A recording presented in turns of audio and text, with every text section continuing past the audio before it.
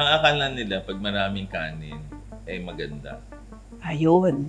O, kasi maraming mga restaurants din, nagpapa-unli pa nga sila ng Katotoo yan. masama yun. Ang lifespan ng Pilipino is 71. We're the lowest lifespan in Southeast Asia. So right now, I'm turning 65 by July.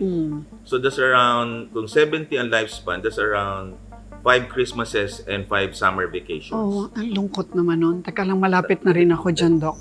Ang PhilHealth, ang Department of Health, at saka executive branch, they should be able to spend the money kung sobra at hindi mo kukunin. Oo. So, anong nangyari? Nung sumobra, kinuha nila instead na ginamit nila yon para sa mga tao. Ito yung 60 billion. If I were, let's say, BBM, and I have only 3 years into office, Yeah. I will emphasize 3 things. Sige. All cabinet members health. Number 2, education. Number 3, job generation. Ang meeting natin, paano natin ba mapapadala sa ICC yun? That's the meeting eh. I mean, it's crazy. Kasi naririnig ko kasi ang spokesperson, You're right. topic every time eh. So, You're right. yun ba ang coming out of the cabinet meeting? Right. It's crazy Right. na dapat nafo-focus tayo on social reforms and that's health and education. Kasi yun ang gusto ng tao marinig eh.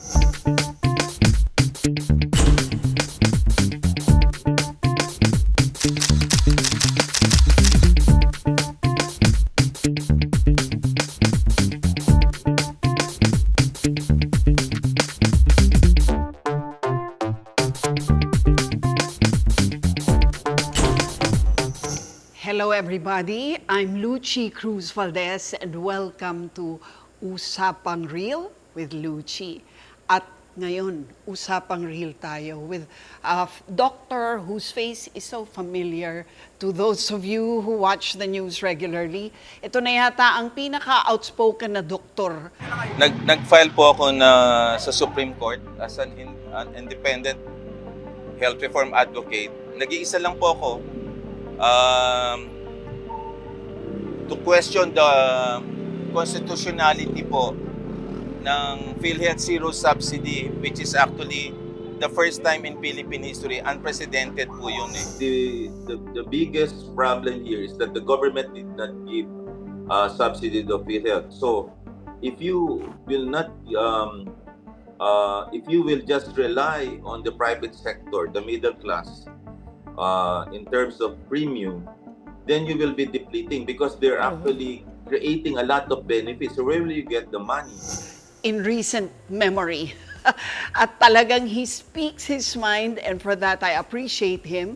Although we're not going to talk too much about the controversial statements and stands that he has made, we want to get to know more of the man. Mas gusto ko yun, no? This is a real man who understands the concerns of real patients, and lahat tayo at one time or other naging pasyente na. At bago tayo magpatuloy, mag-subscribe naman kayo, paki-click ito, mag-like na rin, at kung may suggestion kayo ng kausapang real with Lucy, put it down in the comment section and we'll do our level best to get it for you. So welcome, Dr. Tony Leachon. Thanks, Doc Tony, ha? I'll call you na lang Doc Tony. Yan, okay. Doc, yeah. Doc, gusto kong pag-usapan natin yung mga myths, kumbaga, sa kalusugan when it comes to Pinoys, no? Unang-una na dyan, syempre, yung diet natin. What is the truth about white rice, which we so love, our staple food? Well, rice is okay kasi staple food natin eh. Pero ang problema kasi siya, mataas yung kanyang glycemic index or sugar. Yes. So a lot of people, pag sumobra dun sa isang tasa, ang nangyayari, lumalaki sila, tumataba sila. Yes. And then, pagka naging overweight ka at saka naging obese ka, it will lead to diabetes, Right. hypertension, and then cholesterol tataas din. Yeah. And then magkaka-heart disease ka, stroke, pwede ka rin magkaroon ng fatty liver, Kabit-kabit. kabit-kabit siya. And then, pagka nagka-fatty liver ka, mag-liver cirrhosis ka, mag-cancer ka sa liver. Oh my. So maraming hindi nakakaalam, pag tumaba ka, maraming gallbladder disease. At pag tumaba ka rin, na-i-initiate ang cancer cells. So a lot of people, Pati cancer. yeah, pag mataba ka, yung DNA, Yeah. nagugulo yun eh, ang cells. And then, tumataas din ang cancer. And then the other thing, hindi ka makapag-exercise kasi pag tumaba ka, mag-arayuma ka. So, Oh my nagkaka-back God. pain ka, arthritis. Grabe. Essential ang walking and exercise. Oo. And then, of course, the other one, nag-i-sleep apnea ka, nag-i-snore. And a lot of people die while they're sleeping. Oo. So kabit-kabit siya. And we call this metabolic syndrome. That's a new term brought about by eating unbalanced diet, particularly too much rice and too much meat. Oo. Which dapat balance, more vegetable, which is about, tingin ko, mga 50%. And then a little lang of fruits, and then water lang, no soda. Pati fruits, maliit lang. Maliit ha? lang kasi it's a source Sugar, of eh, no? sugar Yeah. dish eh. Oh, yun ang hindi... Hindi I mean, alam. we're not aware, di ba? We love eating mangoes. Right. Yan ang mga paborito nating prutas if we can afford it, di ba? Oo. Pero punong-puno ng sugar yun, di ba? Meron kasing explanation din ako eh. Kung makikita mo kasi, ang mura kasi ang unhealthy food eh. Mura ang kanin, mura ang mga junk food eh. Tama. Mahal ang prutas, mahal din ang gulay. So if you look around, pag pumunta ka sa mga restaurants ng mga junk food, Mm-mm.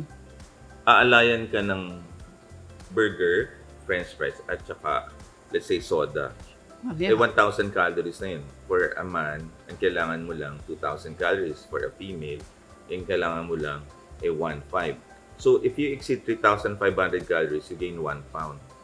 That particular bunch, 1,000 calories na yun. Oo. Samantalang- Isang meal pa lang yun. Oo. Sa isang food plate, ang rice 200 calories, ang ulam 200 calories, Mm. ang gulay 50 calories lang. So, 50 450. Ang prutas 50 calories lang. 500. Tapos ang water 0 calories and 0 sugar. Yeah. Ang problema sa atin, ang food plate natin, walang inclusion ng vegetable and fruits eh. Mm. So, ang dapat ginagawa natin, i-mandate yan dapat ng Department of Health, DOST, Oo. na Mandate? dapat na ang plate should have vegetable and fruits. May options ka, like some other restaurants meron. So, kung magtatanim tayo ng gulay and fruits, which hindi natin ginagawa, by supply and demand, bababa ang presyo, maglalakas ang demand. Right? Oo. Ngayon, kunyari, gusto kong pumunta ng restaurant dahil may apo ako. Ang problema, wala naman akong options for veggies there. Mm. That's why, pumayat ako eh. I used to weigh 211.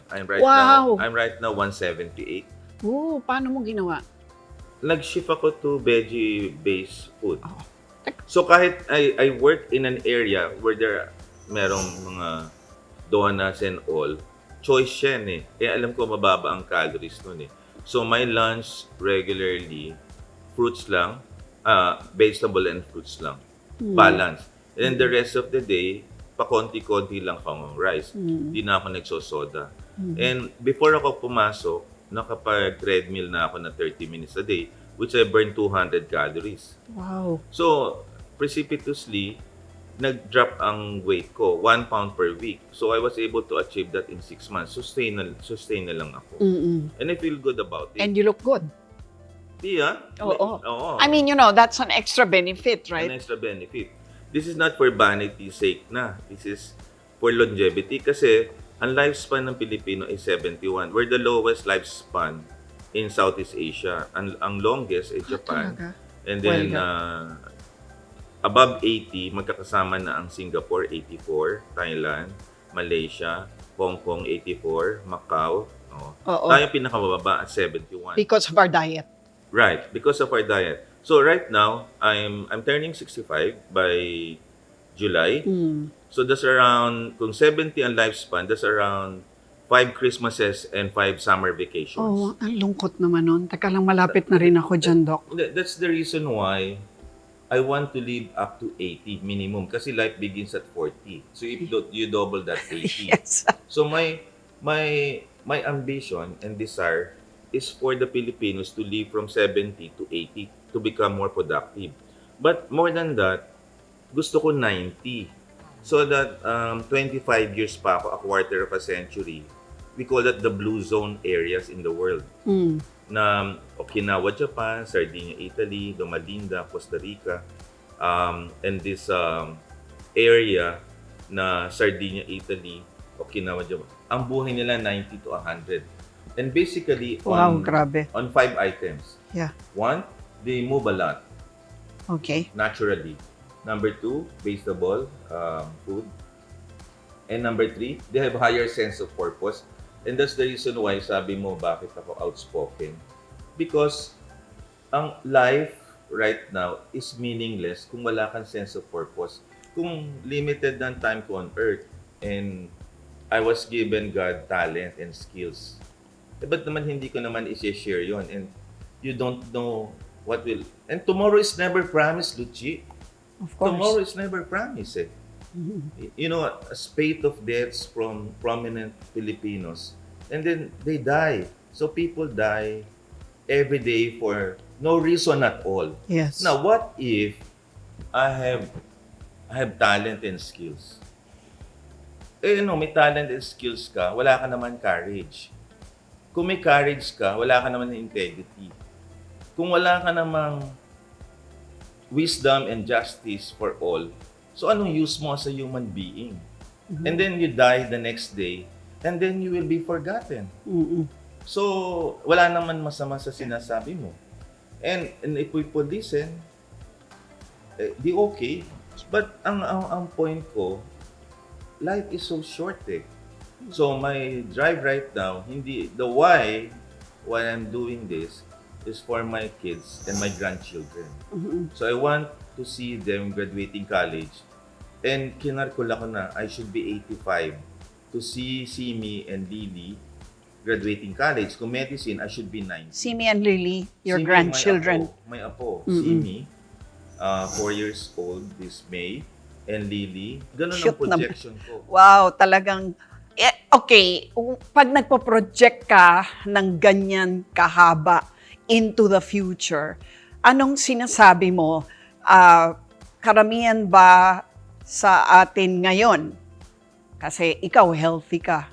Pero karamihan sa iba mga Pilipino, kabilang na siguro ako doon, ay hindi kasing healthy mo. What are you saying in terms of that kind of future? Hindi mo na matatamasa yun. Mga apo mo na lang? Yeah. With the way things are going? Because health is everything eh. I think everything emanates from physical health. And physical health enables you to have mental health. Kasi pag nag-exercise ka, nagre-release ka ng endorphins eh. Right. And blood flows to your heart as well. So emotional health. And then the last one is spiritual health. So doon nandun ang kindness, compassion, honesty, and integrity when you have everything. So nabasa ko yan sa Harvard School. I have this subscription na everything emanates from physical health. So kung hindi ka healthy physically, wala lahat yung mental health. Yung ang tawag nila PQ for physical health. Mental health, they call it IQ. For emotional health, they call it EQ. For spiritual health, you have SQ. That's why in our country, ang dami namamatay lately because wala silang PQ eh. So, while in Japan, they have a lot of PQ and then they have a lot of IQ, a lot of EQ, ang babait nila. And their love of country and their being compassion, kitang-kita mo rin. Kita mo rin sa Singapore, kita mo rin sa Korea. Pag may nagkorap lang, martial law na kaagad sila. You remember that? So sa Japan, nag-ahari-kiri pa nga sila. Sa Singapore, bawal laws are being obeyed. So what I'm saying is that It all emanates from emanates from a PQ. vision of health.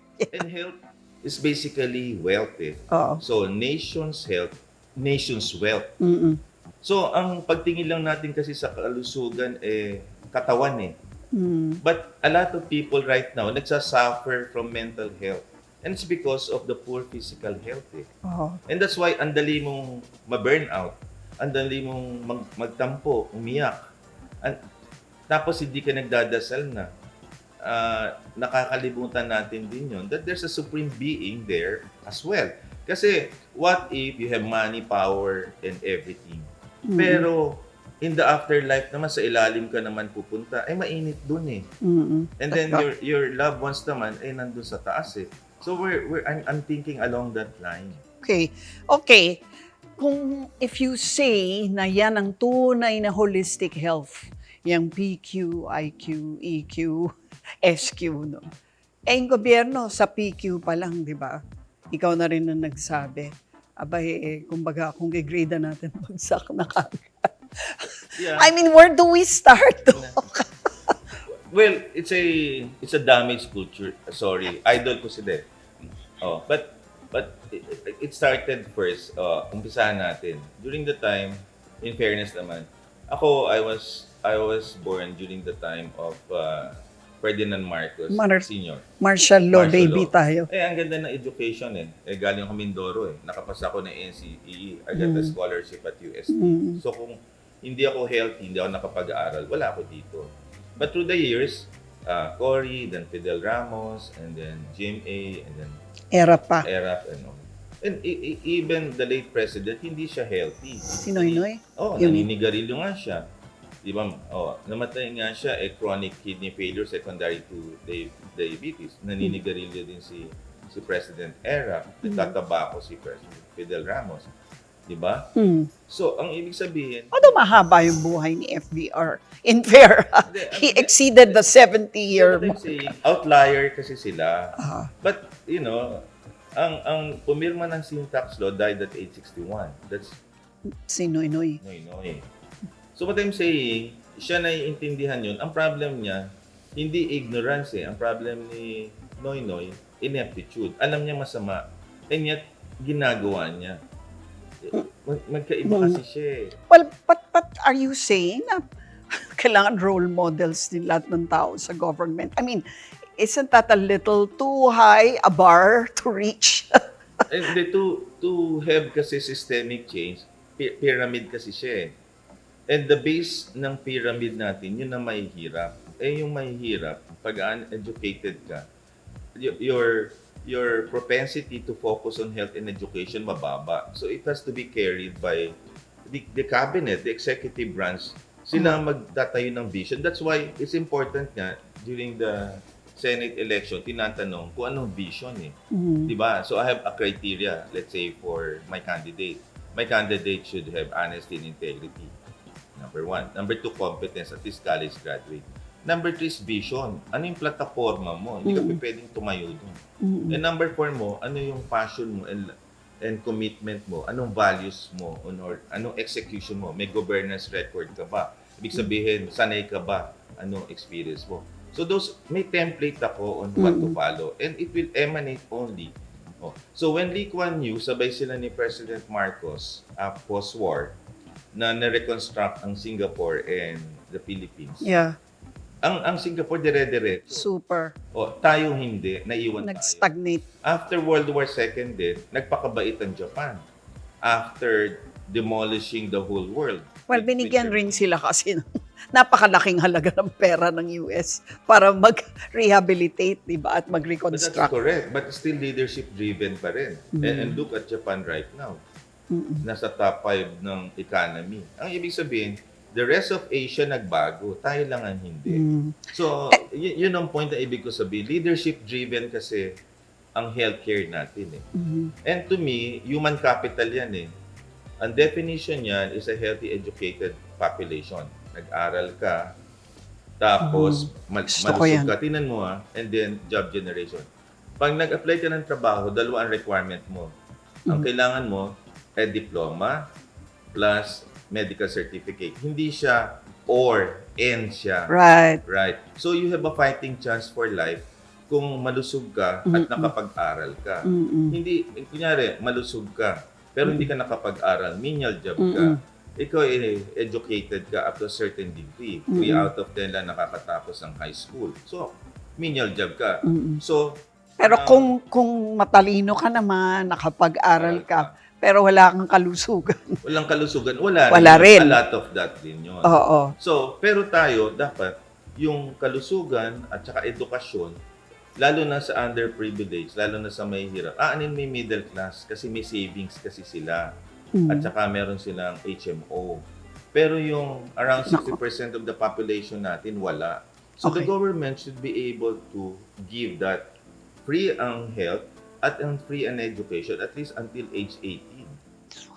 Ako, ang layo natin doon, Dok. Teka lang, nabanggit mo yung HMO. Medyo natatawa ako doon, di ba? Dapat nga may HMO tayong lahat. Pero wag naman yung lokohan na HMO na ang ibibigay lang sa'yo 50,000. Samantalang ang bill mo milyon-milyon. Paano tayo dadating doon sa puntong yon na sana man lang, di ba, ang babayaran man lang natin ay sige na 20% ng bill natin. Or sige na lang, 30% ng bill natin. Yeah. Sana sagutin, di ba? Sana sagutin. And How do you get to that point from where we are now, Doc, na parang ang nakukuha lang natin on average is 50,000? Well, get there? ang nangyari kasi dyan, nung ang pera natin ay lumago from 2012 hanggang ngayon, hindi naisip kung paano mag-i-increase ang benefit. Lumago dahil sa Dahil sa syntax. Sa syntax Yeah. at saka sa direct contribution natin. Yeah, FYI, yung syntax na yan, lahat ng perang tax na kinukuha sa mga sigarilyo, Alak, soft drink, soft drinks, alak, vape. lahat yan babalik dapat sa UHC, UHC, PhilHealth in yun. particular. Yeah. So ang pondo natin nanggagaling po sa apat na sa mga kababayan natin nakikinig.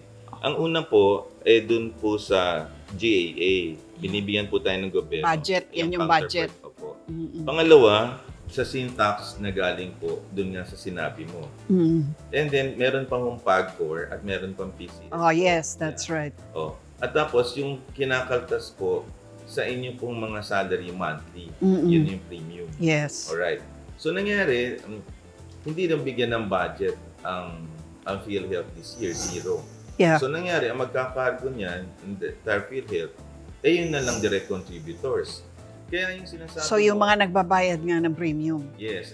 So yung nangyari kay Supreme Court Justice during the oral argument about a month ago, doon nalaman nagkaroon pala siya ng cancer of the esophagus at ang hospital bill niya umabot ng 7 million. But ang nakuha lang niya 50,000 lang nakaltas sa PhilHealth. Ni-reveal niya in public kasi I was hooked to the oral arguments lalo na yung sa Baguio, April 2, 3, 4. So I listened until 3 o'clock in the morning on the oral arguments. Na-shock ako na even justice ganun. So dapat ang PhilHealth, ang Department of Health at saka executive branch, they should be able to spend the money kung sobra at hindi mo kukunin. Oo. So anong nangyari, nung sumobra, kinuha nila instead na ginamit nila yon para sa mga tao. Philippine President Marcos Jr. backs a congressional decision to remove the government's 2025 subsidy for the Philippine Health Insurance Corporation. The reason that is we do not want to subsidize it is because it is the subsidy will lang doon sa bank account ng PhilHealth. Hindi magagamit. Marami tayong paggagamitan noon. Ito yung 60 billion. Oo. Oo. Divert. Ngayon, wala ka pang pera ngayon. So, dalawang problema natin. Nawala yung 60 billion, sinoli sa National Treasury, it went to unprogrammed appropriations. So, yung pangalawang issue, unprogrammed, ibig sabihin, hindi pa nila alam kung saan nila ilalagay yan. Pag-uusapan pa nila kung saan. Yeah, pero ako, ang tanong ko naman, ma-divert lang ng konti. Doon tayo 60 billion na yun na nga, dinivert nila, kumbaga, sa unprogrammed funds. Pero kung hindi nila ginawa yun, Dok, kunyari, ni-retain nila yon yung 60 billion, at binigyan pa tayo ng karagdagang subsidy, ano ang magagawa mo sa 60 billion just for health? okay. Nung nag-Senate hearing, nung July 30 birthday ko, dun nag-umpisa yan eh. At nakapush naman ng konti. Na-approvean yung package for angiogram, 50,000 and stenting worth 500,000. Kasi number one killer disease. Angiogram. Wow. Because of that particular outspokenness ko, sinasabi mo, at inimbita tayo sa Senate hearing, wala akong inabsenan nun. Na-articulate ko kung saan gagamitin yung pera. Do you know that ang pumapatay sa Pilipino ay only 6 na diseases lang? Ang tawag doon Ano ay yun? lifestyle diseases. Okay. Coronary artery disease o sakit sa puso. Cancer. Number 3, stroke dahil sa high blood. Right? Number 4, diabetes na nagdadialysis. Okay. Number 5, yung naninigarilyo ang tawag COPD. COPD. And then number 6, pneumonia. Alright. Alright. Yan lang. Okay. Ngayon, bakit hindi ka gumawa ng proyekto? Let's say, sa cancer, sana libre ang PET scan. Libre ang CT scan.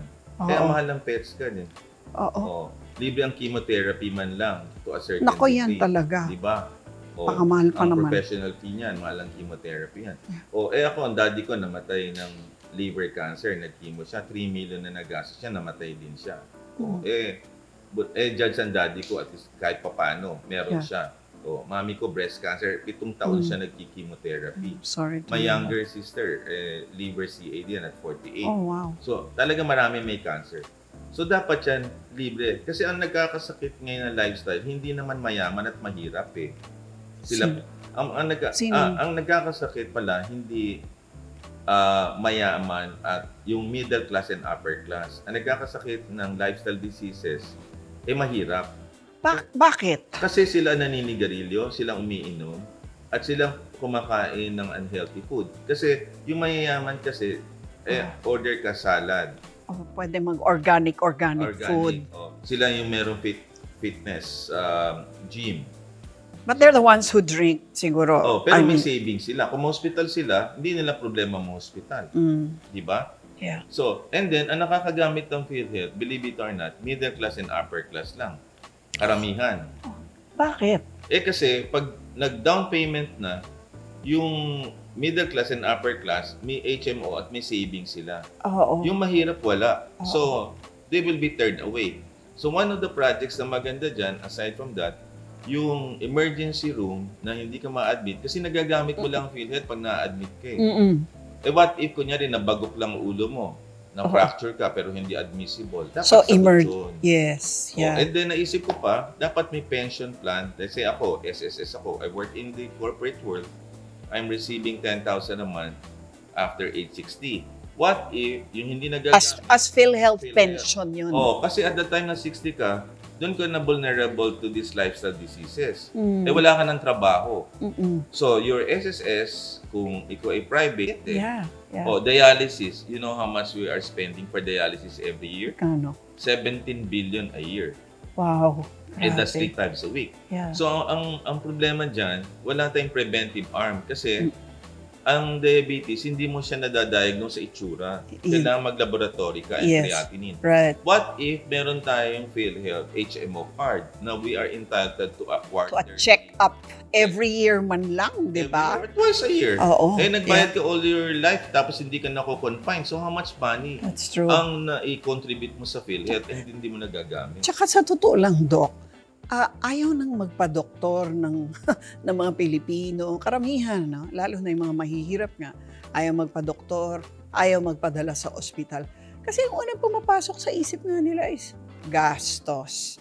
Di ba? I mean, that's a fact of our lives. And talagang kahit na nakaipon ka ng, sabihin na natin, 10 milyon, Doc, isang hospitalization lang yan. Ubos. Isang catastrophic illness lang, maghihirap ka na. Yes. Kaya hindi ka magpapakonfine. Kasi nangyayari ngayon. So is there a way out of this? I mean, Yes. ano to? Do we have the resources We as a country to do this? We have the resources, kaya lang misplace yung resources natin. Napunta yung money ng PhilHealth to the mga tupad, mga akap, Akap. na kukunin mo dun sa mga lawmakers natin or DSWD na Yeah. dapat nandun sa organized, structured PhilHealth. Yes. Kunyari, na-admit ka, ikaw ay na-heart attack, magkano ang bawas sa'yo? Kunyari, 1 million, Yeah. nakalagay na doon, automatic. Ngayon, magmamakaawa ka pa eh. Pupunta ka dun sa DSWD, pipila ka. Guarantee letter. Guarantee letter. Paano kung hindi ibigay sa iyo yung dapat mong tanggapin? How do you liquidate that? Right. Anong transparency doon? So, nangyayari, you're at the mercy of the lawmakers na hindi mo naman alam kung talagang binibigay sa yung dapat. Okay. Ngayon, okay, we're talking about cures so far. We're talking about punta sa doktor, magpagamot sa ospital. Hindi ba ang tunay na mas epektibong approach daw ay yung preventive? Ikaw na rin nagsabi niyan, di ba? So right now, alam mo yung lifestyle nating mga Pinoy, yung regular lifestyle. Ano ang mga pwede natin gawin ngayon pa lang, para mapigilan nga ang sakit?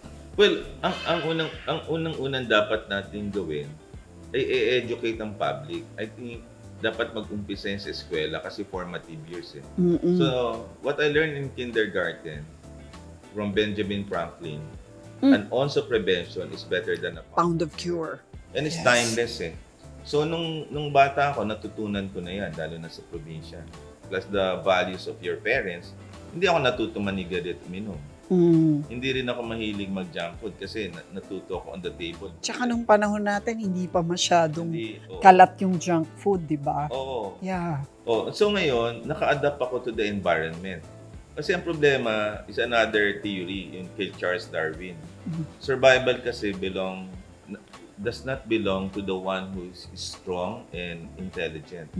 It belongs to the one who can adapt to change. So nung 1982, lumabas yung first local fast food chain, and then followed by, a lot. And then lumabas ang Microsoft, lumabas ang social media, and then lahat ngayon, decrease ang mobility, increase ang calorie restriction. So yes. nagkaroon ng global pandemic for the lifestyle. Oo. Hindi naka-adapt ang tao. But certain countries, like yung minanggit ko, Southeast Asia, nag-adapt sila. Tayo Paano hindi sila tayo. nag-adapt? Well, tinuro yan sa Japan. Kung ano yung kakainin nila. Ayun yung sinasabi mong mandated. Mandated. Yung preventive health education, nilagay nila sa curriculum. Pero paano mandated? Pwede mo bang isabatas? Yes. Yung kakainin? Ganon? Paano? I-insert Magtatanggal ka ng mga foods na hindi dapat kinakain o binibenta? Ituturo mo. Like ngayon, kung hindi pa alam na marami, provincial health consultant ako ng Bataan. Okay. So with Governor Joet Garcia, in-insert namin sa curriculum yon through the administrative order. Na. At then ang mga kids, pinagtatanim namin at nagluluto. Sa Parent Teachers Association, tinuturo yon. So mga Talaga? bata pa lang, kumakain na sila ng gulay. And those empty lots, pinatanim namin din ng gulay. And then nakakatulong din. Pero pipilitin mo sila kumain ng gulay. Paano kung ayaw nila? Yeah. Anong sanction? Pero kasi education kasi is a choice eh. But if you don't have any knowledge about it, how can you kung wala kang choice eh, di ba?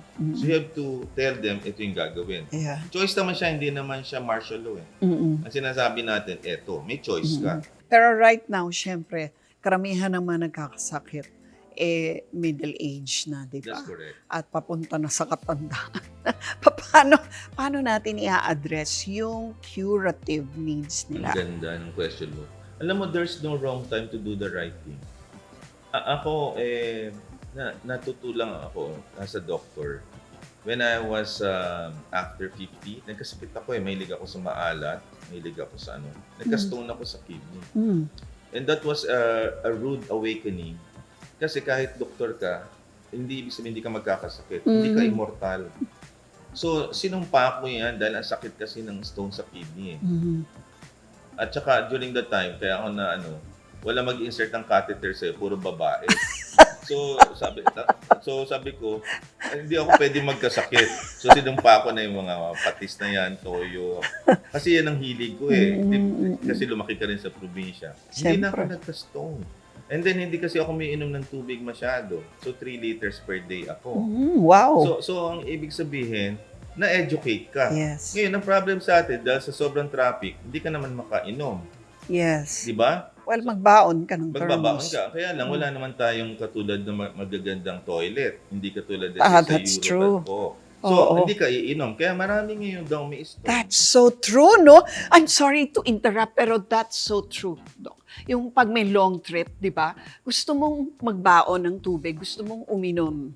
Pero natatakot ka na baka ma-jingle ka or baka worse, di ba? Mapupo ka, wala ka namang pupuntahang banyo. Nadidig ko yan kay Dr. Perry Lantin. Si Perry Lantin is a urologist. In-interview siya in one of these talk shows. Ang sinabi niya, kaya daw maraming bato sa ng mga Pilipinong lalaki or babae, hindi kasi umiinom.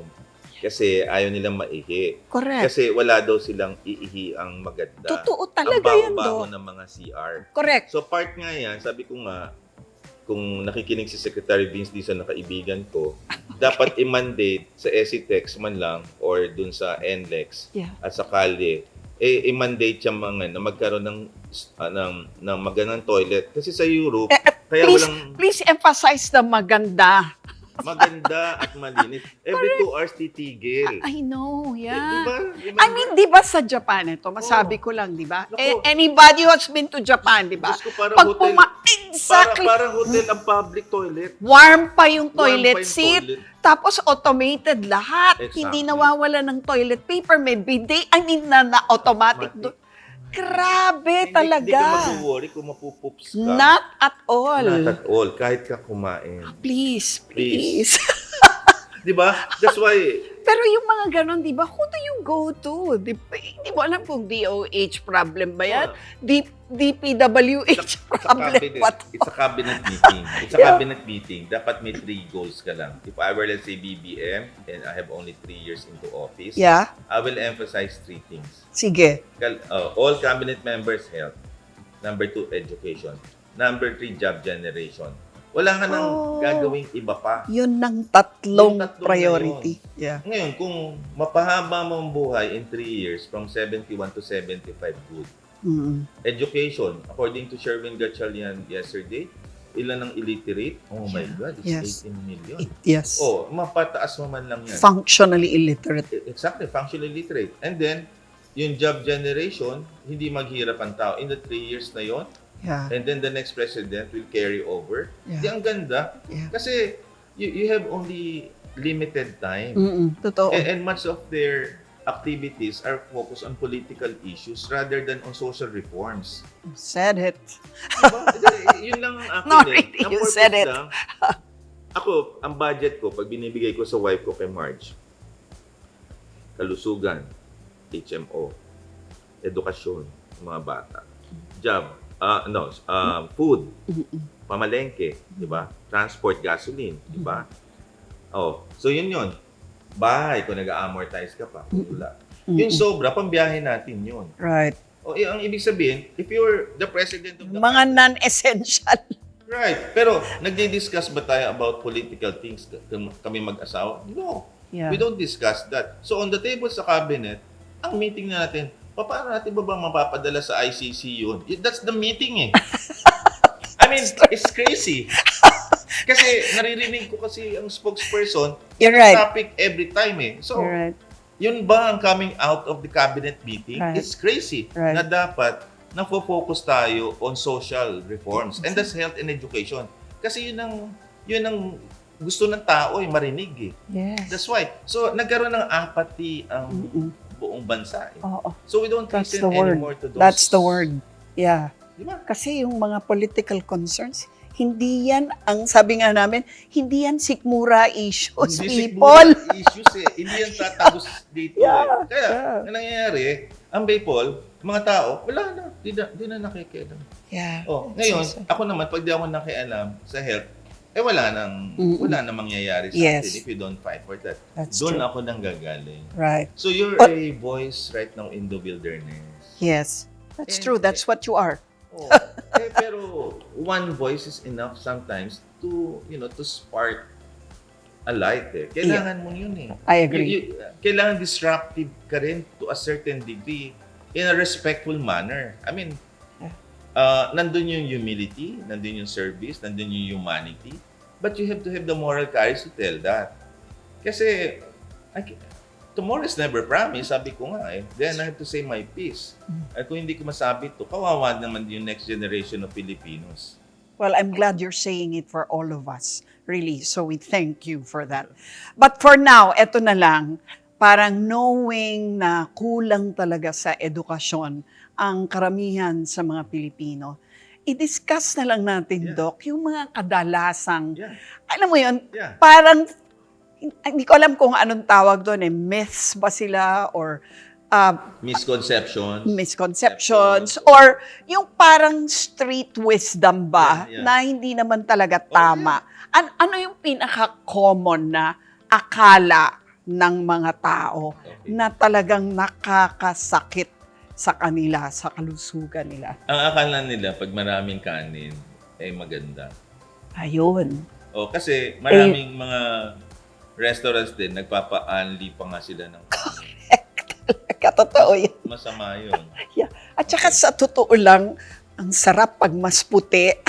Oo, pero, Diba? pero magda-diabetes ka doon. Kasi ang unang kinoconsume ng katawan, carbohydrates eh. Yes. Kaya nauso yung Atkins diet and all na wala kang carbs para ang kainin ng body mo protein and fats. Ngayon, keto na, Doc. Yung keto. Yeah. Oh, that's why. Kaya nauso din yung intermittent Fasting. O yun. Oh, yung intermittent fasting, that's true.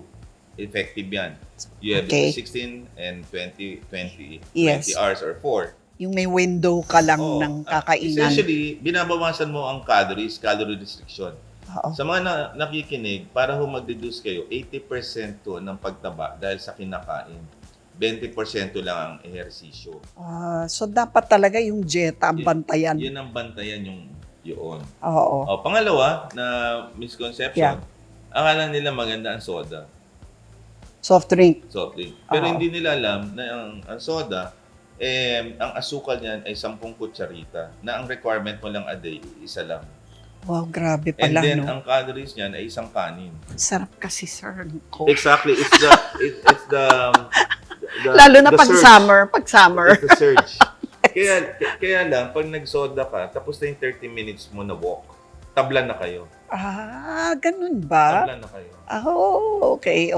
So, isa yan sa myth. So, dapat, pag nag-soft drink ka, maglakad ka ng 30 minuto? Yes. Okay, pwede. Kaya ko yun. Okay. But I cannot answer for your sugar. Bakit? Yung Kasi- sugar hindi nawawala no? 10 I mean, 10 mahirap teaspoon yun yan eh. Yung calories, maybe. Oo. Diba? Yeah. Okay. Nice. Okay. Number 2. Third myth. At third myth, ang akala nila, yung mga delata okay. Kasi yun ang ino-order eh. Hindi. Ah. Tsaka, yan ang calamity food natin, di Oo. ba? Kaya lang, ang problema niyan ng isang noodles na ganun, 2 grams ng sugar yun. 2 grams ng salt. Kaya marami sa atin may Ano ba ang dapat lang na Hindi salt mga intake? 0.5 lang, kalahat 2 grams, mga So- mga 500 milligrams lang, less. So, parang 1/10 lang. 110. Oo. Ang dami nun, yun na ino-order. Di ba? Oo. Yeah. Pangalawa, maalat yun eh.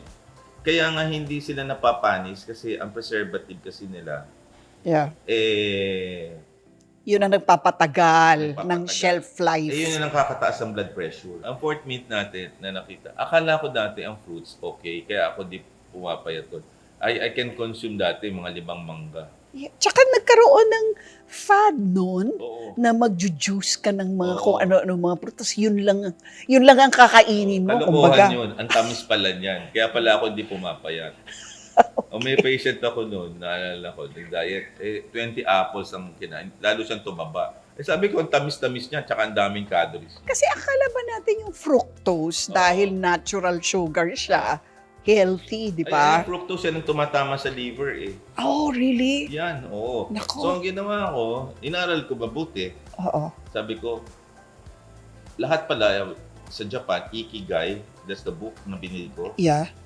The What reason does it for mean? being, Okay. The reason for being, that's ikigai. Okay. And number 2 reason why mahaba ang buhay ng mga Hapon, vegetables. And number 1 reason mahaba ang buhay nila, mobility. Oo. Kaya kita mo sa Japan, ang steps po pagka nagpunta ka doon, 15,000 to 20,000 steps a day ka. Totoo, Pagkatapos totoo. mag- Tsaka wala masyadong nagkukotse, nagda-drive. Oo. Lahat, di ba? Lakad sa train, lakad Tsaka mga papuntang- pagkain nila, wala sila gabundok na kanin, maliliit lang. Yes. Napansin mo? Right. Oo, Yes. tapos No, may that's variety true. ka ng mga pagkain. Yeah, Oo, yeah. Tapos may starter silang gulay or soup. May miso soup ka. Oo. So inaayos nila yun lahat Yes, ng that's true. organized. Oo. So yan. Ay, isa pa, So fruits, yun yung fifth, Oo. no? Na, pero syempre meron namang health benefits ang fruit. meron, Doc. pero konti lang dapat. Isang Oo. piskin lang na mangga, hindi isang, Sa isang araw. hindi isang kaing. Ah. Or isang, like, Yung isang buo. I mean, that's how we eat mangoes, di ba? Isang buo. Let's say, ang grapes, ang ubas. Oo. Ang, Yeah. ang isa niyan, 5 calories yun eh. Grabe, ang Kung lakas. 50 calories. Oh my. So, marami hindi nagbibilang nun. Yeah. Tapos gusto pa natin yung mga juice na yan, di ba? Oo. Mango juice, grape juice. I mean, di Oo. ba? Lahat ng klaseng juice gusto natin yan eh. Exactly. Sige, ano pa, Doc, na kailangan Hindi- nating mabuwag na kaisipan? Hindi totoo ang moderate drinking is good. Anong drinking ang pwede? No. No There's- drinking? There's no safe level of alcohol. Why? Dati, akala natin okay. Kasi cumulative siya eh. Based on the World Health Organization Lancet of 2017. So during the time of the 2012 sin tax law, ang split up ng tax 70-30. Okay. So kaya mas mataas sa for tobacco and alcohol. In Yes. 2017, commissioned by the Gates Foundation, gumawa sila ng pag-aaral longitudinally ang effect ng alcohol. So, kung everyday pala yun na ginagamit, you can cause cancer. Colon cancer and breast cancer ang pinaka. So, carcinogen 1. Kaya nakita ko, ang Talaga? dami may cancer lately.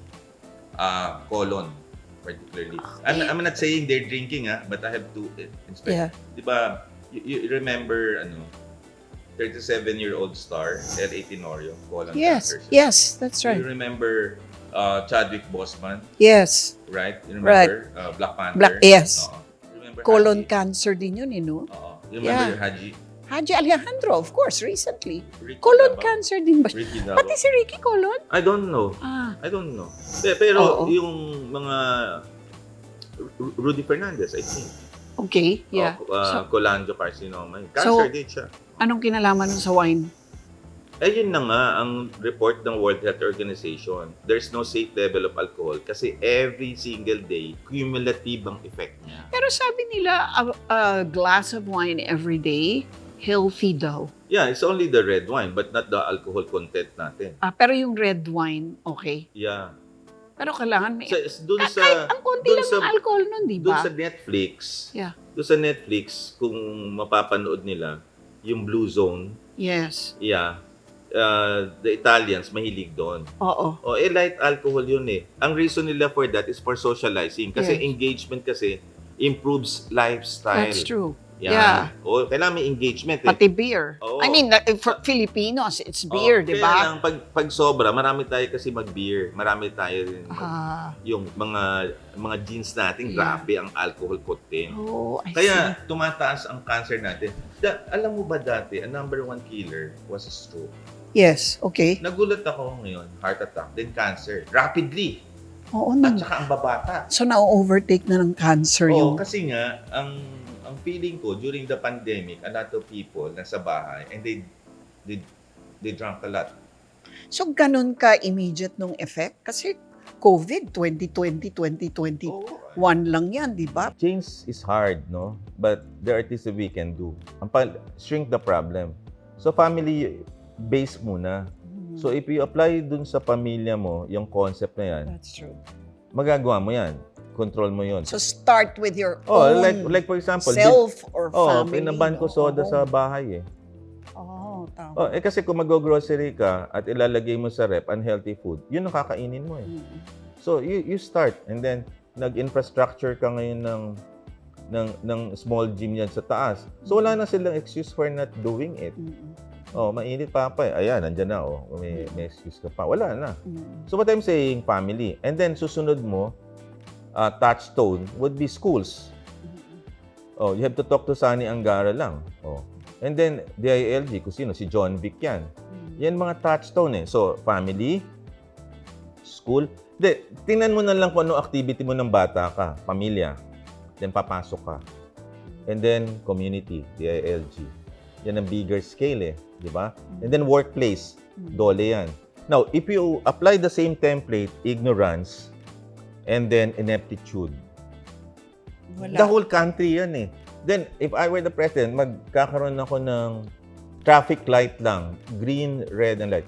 Sino hindi nakapag-implement ng mobility project? Sino hindi nakapagtanim ng ano? And then, ipapublish ko yan quarterly. Kung sinong laggards yan, yari sa akin. Sino hindi nag-vaccinate sa 82 provinces na yan, yari sa akin. You have to report to me. Ganun lang yung kasimple. I will not give budget for the laggards, the red, na hindi inintindi ang health and education. Di kita ng buong bansa who's performing or not. Ipakita mo sa SONA who are not the performers, pati yung Congress. Ganun lang kadali siya eh. We cannot manage. Nako, ganun kadali sabihin nila. Easier said than done. We cannot manage what we don't measure. That's Peter Drucker eh. Kaya nga hinahanapan ko na scorecard or checklist ang Pangulo every time sa SONA. You cannot just speak there with emotion. Because talk is cheap eh. Kailangan pakita ka ng scorecard.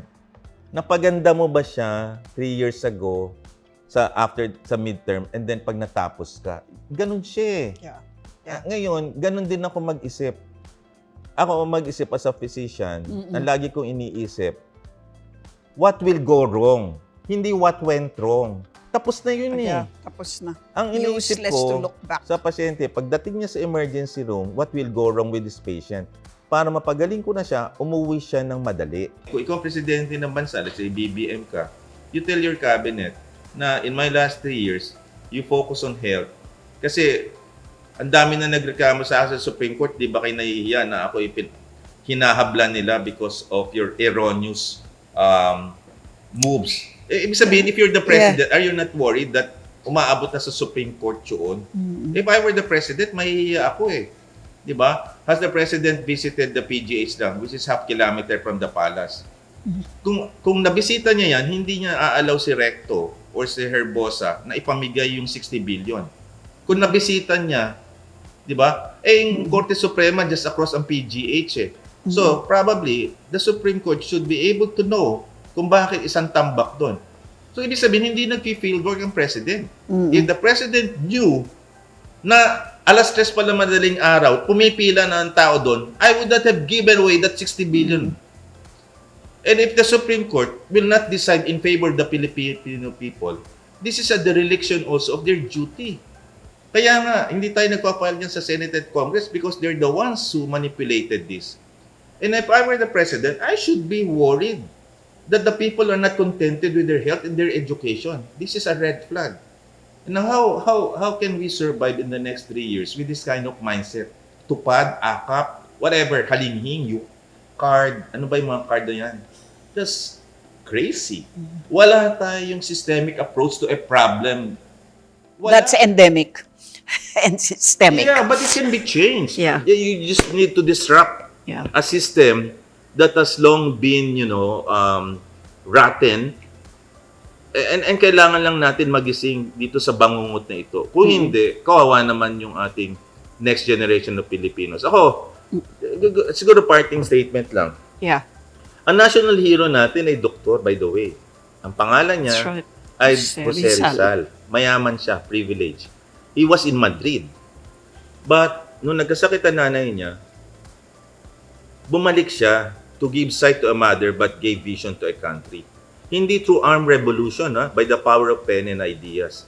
That's why, right now, I'm just trying to rekindle the values of that particular person who sacrificed everything through the power of ideas and concept, and then sense of heroism, hoping that this can have a halo effect for people.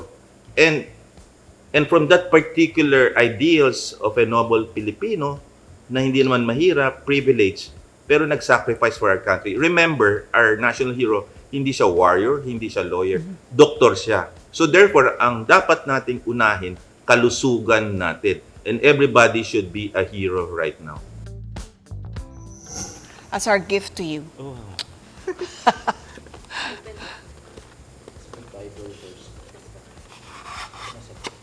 Oh, cute naman. Cute naman, oo. Ang ganda. What is it? Usapang real with Lucci.